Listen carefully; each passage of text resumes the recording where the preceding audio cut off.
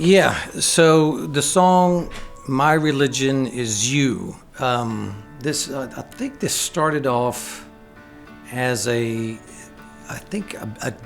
demo that the Space Face was working on in the studio here, and they didn't have any lyrics or anything. And I think we were making a song, and I kept referring to something, and I think it gave me a freedom, because at first I didn't think I was working on it as a Flaming Lips song. I think I was just working on it thinking it would be something that Jake and his group would sing. So that kind of freed me up. The anytime that you talk about religion or something like that, I think it automatically throws it into some kind of opinion or some sort of heaviness or some sort of preachiness. We're gonna put a cool, nice, mellow guitar bit here, yeah. In the end, you don't sound like an asshole or something. If you have something or need something that can get you through the night, hey man, as long as you're not hurting anybody else, go for it. More power to you, you know.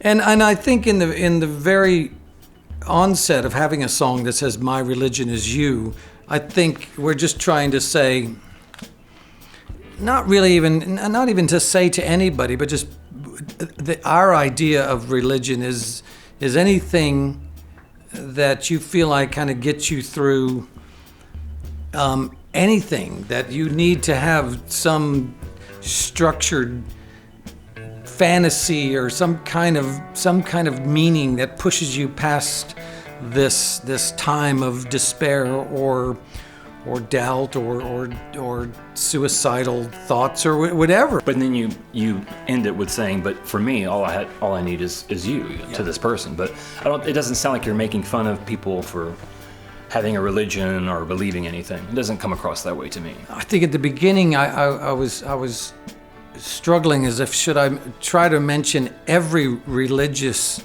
name that I could, that just let everybody, included everybody. But after a while I thought, well, that's just a long song. And so I think my version of including different religions is just a couple of them.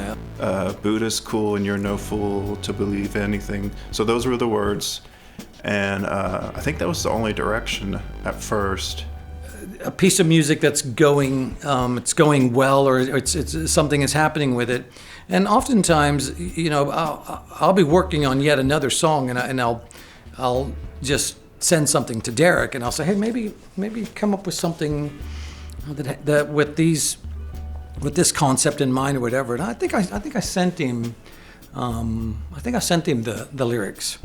How would a melody shape around these words, and how could you phrase it? There's a type of song that we all really do relate to as a group. I know it would appear that the Flaming Lips are a vast, diverse bunch of musicians getting together, but we really all do kind of veer towards the same sort of melancholy vibe here and there, and I think that's probably true for everybody. But I'm an emotional sap, and I like music that's sad, and so that's good for me. It's hard to make a song that is simply saying what it's saying. I think it's so easy, and maybe it's really a fun thing that everybody gets to do with music, is you can turn something that is simple and absolutely has a singular meaning, and you can give it if it feels like it seems like it's it's saying the reverse, or it's saying something else, or saying some kind of a metaphor. I think that's the power of what music and words do to your brain. Music fires up one section, and words and meaning fire up another, and it's that juice that they're both letting loose in the neurons of your own mind.